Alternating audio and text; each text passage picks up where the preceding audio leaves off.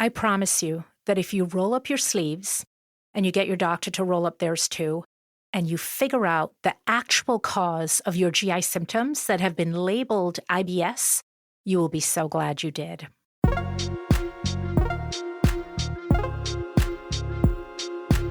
I'm Dr. Robynne Chutkan, gastroenterologist, microbiome expert, and author, and I am here to help you find gut bliss.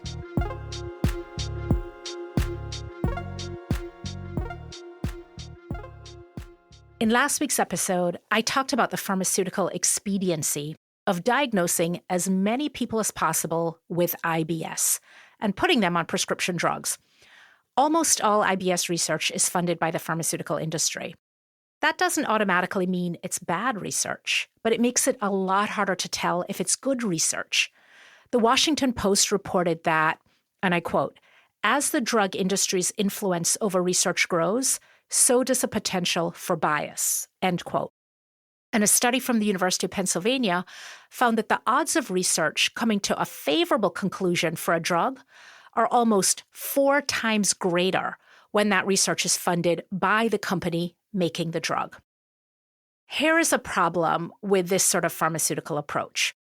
If we look at something like serotonin in the gut has been the subject of intense pharmaceutical science and research, and companies have spent millions of dollars on research and millions more promoting drugs for IBS that reduce gut motility by blocking serotonin, and others that increase motility by increasing serotonin. And those drugs do indeed do what they're supposed to do. And sometimes they're really helpful. Although in my experience, they almost never completely resolve IBS symptoms. And because of their side effects, they're often not well tolerated. But even when a serotonin blocking or serotonin promoting drug is helpful, it still does not explain why you have abdominal pain or diarrhea or constipation in the first place. It's treating a symptom, not the cause. IBS is often referred to as a diagnosis of exclusion. Your doctor can't find anything else wrong, therefore it must be IBS.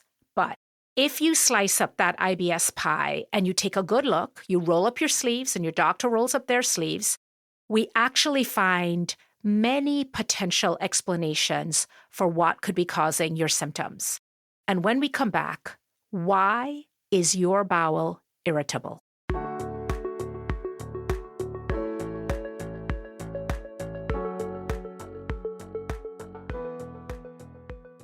The Gut Bliss podcast is brought to you by VisBiome, my first and quite frankly, my only choice for a probiotic. Whether you're dealing with irritable bowel syndrome or just looking to restore your gut health, VisBiome can help. It's a medical food for the dietary management of IBS and gut inflammation. Backed by science and clinically vetted by thousands of my own patients. Find your gut bliss with VisBiome. Go to visbiome.com/gutbliss and use discount code GUTBLISS at checkout. I'm going to go through a list of 36 different causes of IBS symptoms that I myself have seen or that I've diagnosed in patients who have come to see me with a previous diagnosis of irritable bowel syndrome. Some of these conditions are super common, like constipation and gluten sensitivity, but what I want to emphasize is that none of these are rare, unusual diagnoses that are really hard to diagnose. These are conditions that we see frequently in a gastroenterology practice. Some are conditions that an OBGYN would typically diagnose, like uterine fibroids or endometriosis. But my point is that these are all conditions that should be on the list when you go in complaining of abdominal pain or a change in your bowel habits. In order to correctly diagnose these conditions, you have to be thinking beyond this umbrella diagnosis of IBS. You have to actually be interested in finding out what is causing the symptoms. And of course, it's always going to be more expedient to simply say, you have IBS, and to write a prescription and be done. Okay, here's a list. I have it alphabetically, and there are literally 36 things on this list. And I probably could have come up with 36 more, but I want you to keep listening. I don't want to bore you. So here we go from A to Z. Number 1, aerophagia, air swallowing. And I just did a podcast about that a few weeks ago. Number 2, antibiotic use. Number 3, bile acid malabsorption, common cause of diarrhea. Number 4, bile gastritis. Number 5, carbohydrate malabsorption. Number 6, celiac disease. Number 7, constipation. Number 8, Crohn's disease. Number 9, diet. I'm going to have a lot to say about that in the next segment. Number 10, diverticulosis. Number 11, dysbiosis. Number 12, eating disorders. Number 13, endometriosis. Number 14, eosinophilic gastroenteritis. Number 15, fibroids. Number 16, food allergies. Number 17, fructose malabsorption. Number 18, gallbladder dysfunction. Number 19, gallstones. Number 20, gastritis. Number 21, gastroparesis. Number 22, gluten sensitivity. Number 23, Helicobacter pylori, also known as H. pylori. Number 24, infections. Number 25, lactose intolerance. Number 26, leaky gut. Number 27, liver disease. Number 28, medication side effects. This is a huge one. Number 29, motility disorders. Number 30, microscopic colitis. Number 31, ovarian cysts. Number 32, parasites. Number 33, small intestinal bacterial overgrowth, known as SIBO. Number 34, stress. Number 35, thyroid disorders. And number 36, ulcerative colitis. For every potential cause I just listed, there are probably dozens more that we don't even know about, and we actually don't have the tools to diagnose viruses, allergies, autoimmune problems that haven't even been discovered yet. And keep in mind that there can be multiple things going on. You can have a chronic infection that's causing food sensitivities, plus side effects from a medication like an antidepressant, and maybe your diet is a little bit suboptimal. So IBS, again, is really a set of symptoms with multiple different causes that vary tremendously from person to person. It's not a definitive disease or diagnosis. It's sort of like fatigue, which is not a disease unto itself, but it's a symptom with hundreds of possible causes. There's no single test to diagnose fatigue and no one all-encompassing treatment for fatigue. If I went to see a doctor because I felt tired, and then she told me that my diagnosis was fatigue and that the solution was to take pills for the rest of my life to pep me up, I would question her diagnosis and treatment. I would want to know why I felt tired, what was causing it, and what I could do to resolve or improve it besides taking medications. When we come back, what can you do to get to the root cause of your IBS symptoms?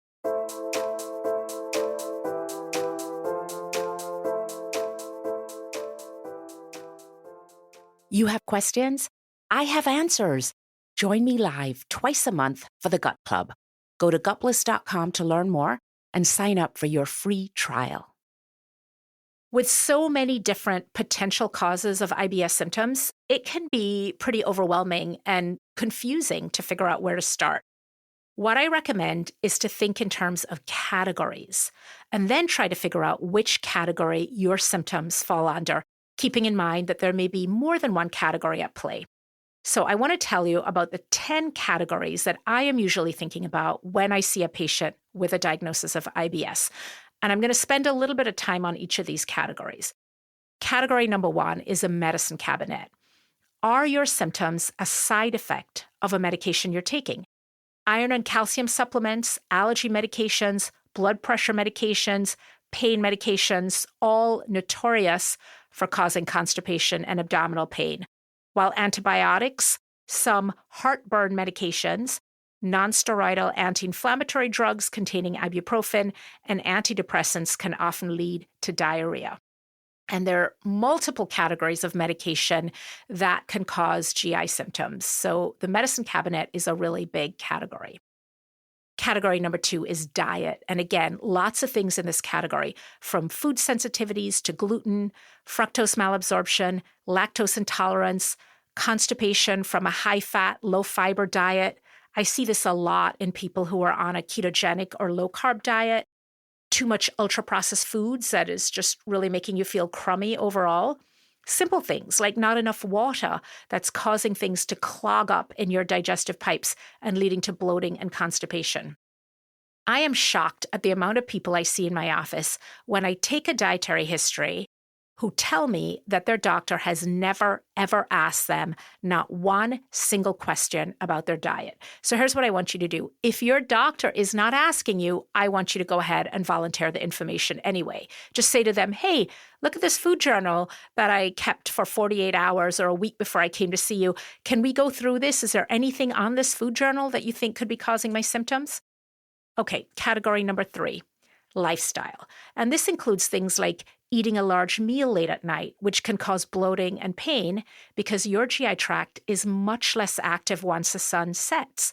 It works in concert with the light-dark cycle, the circadian rhythm. And so if you're eating most of your calories after the sun has set, the food is just going to sit there in your stomach and make you really uncomfortable. Another lifestyle issue would be something like not getting enough exercise.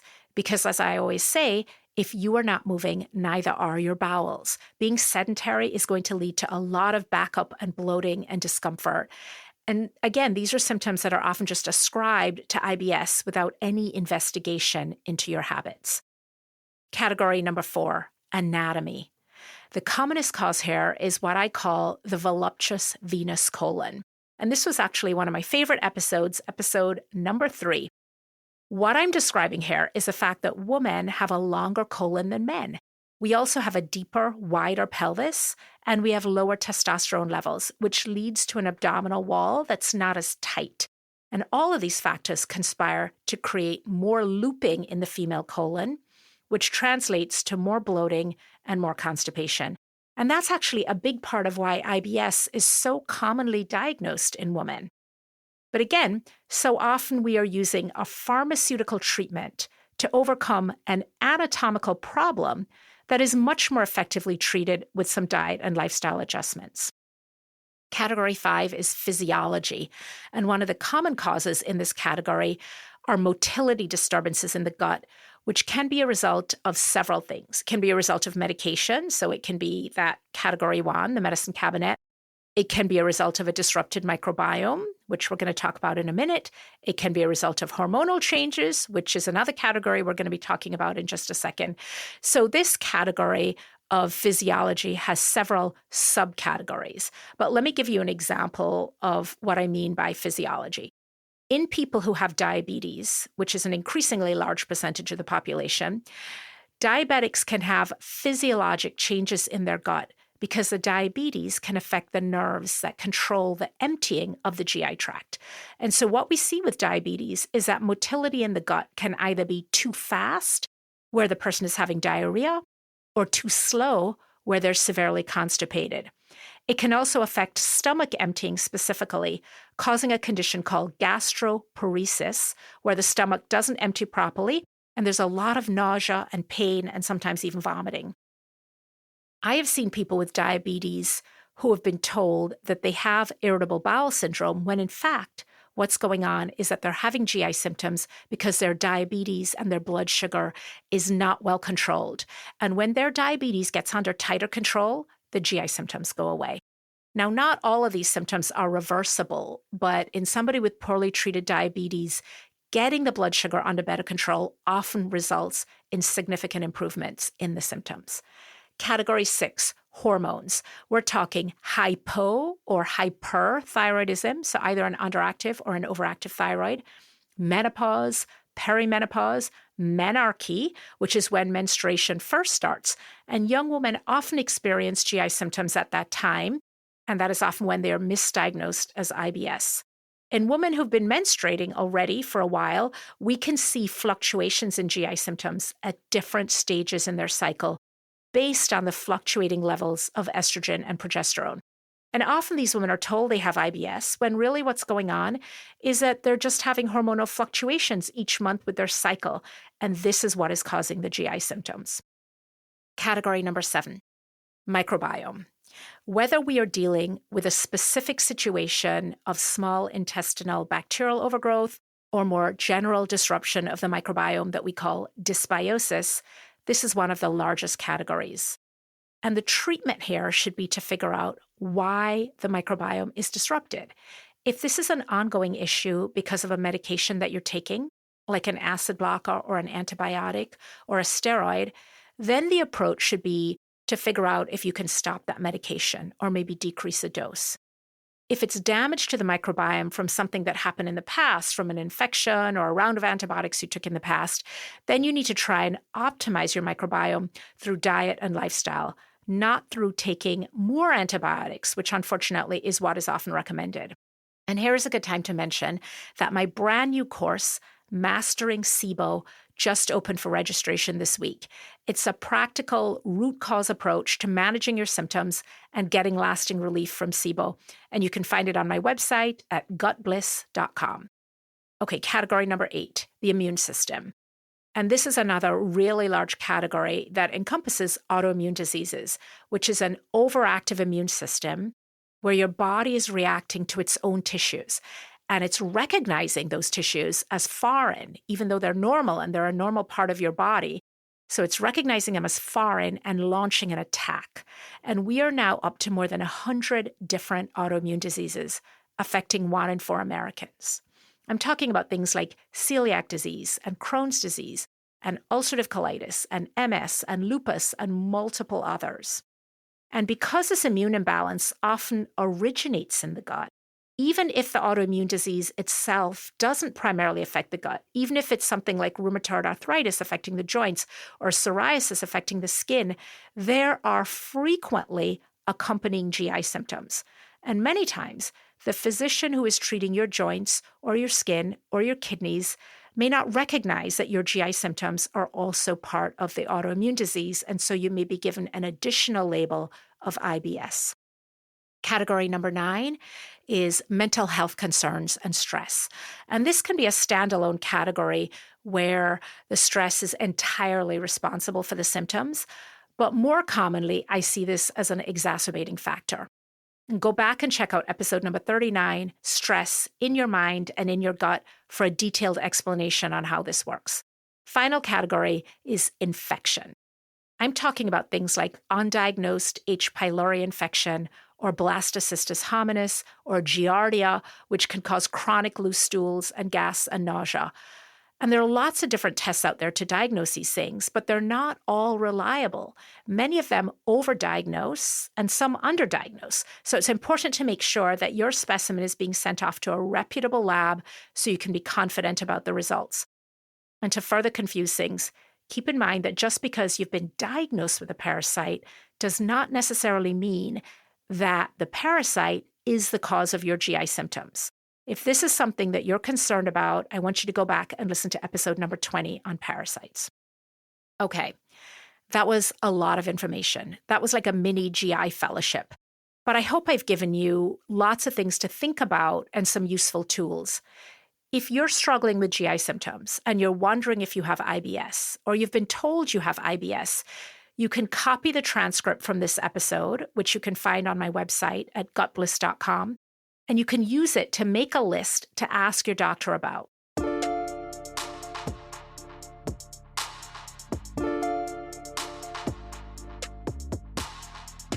I want to leave you with 3 takeaways about slicing up that IBS pie.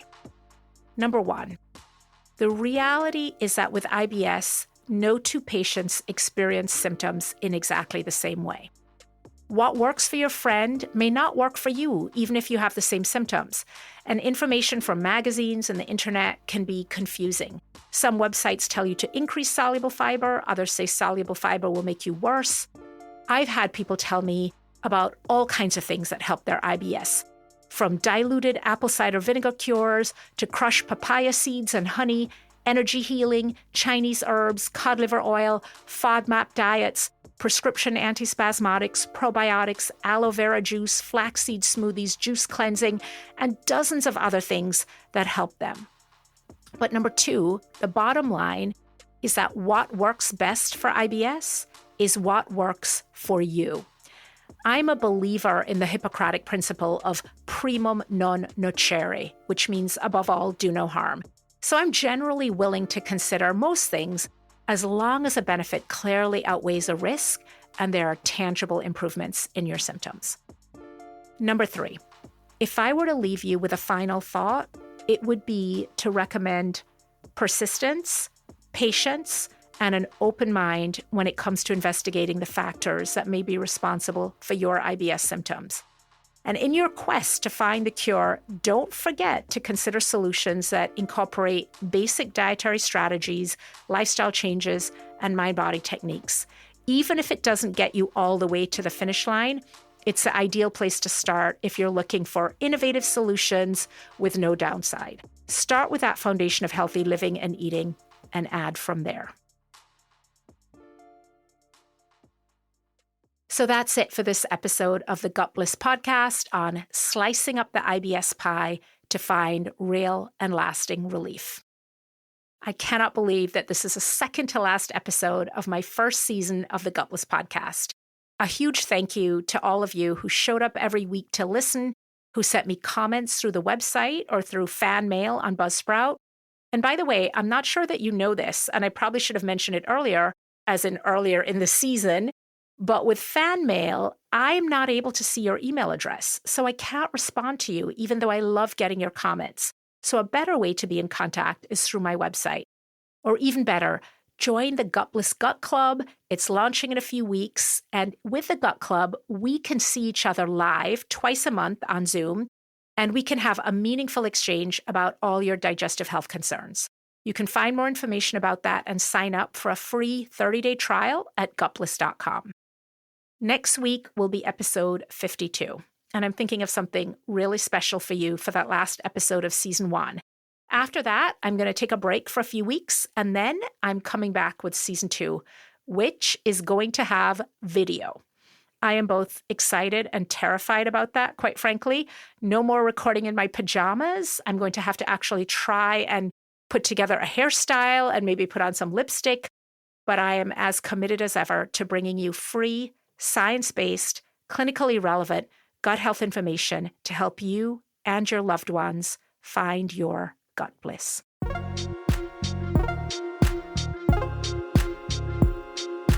Go to gutbliss.com for my free 7-day microbiome reboot course. If you like what you're hearing, drop a review and hit that subscribe button. And remember, dirt, sweat, vegetables, the best prescription for a healthy gut.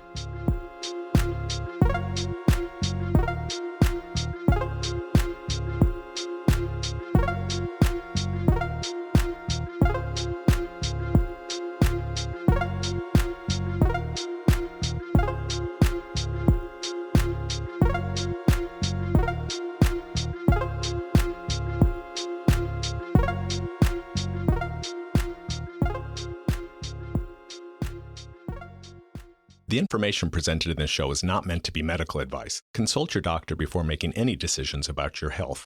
The patients discussed are real people, but names and identifying features have been changed to protect their privacy.